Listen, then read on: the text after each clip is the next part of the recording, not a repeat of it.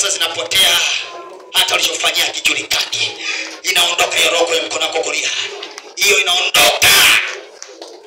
Kuna mtu namuona alienda kwa mganga akapewa vitu aje kukupa mkono wake kuume ili achukue mkono wako mafanikio. Sasa anaurudisha mkono wako, anarudisha, napigana naye katika ulimwengu wa roho, napigana naye katika ulimwengu wa roho, napigana naye katika ulimwengu wa roho, napigana naye katika ulimwengu wa roho, napigana naye kwa jina la Yesu. Toka, achia mafanikio yake huyu mwanamke, achia biashara yake.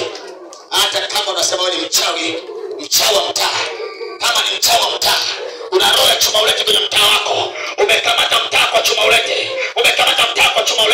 unaiba fedha za wafanya biashara kwenye mtaa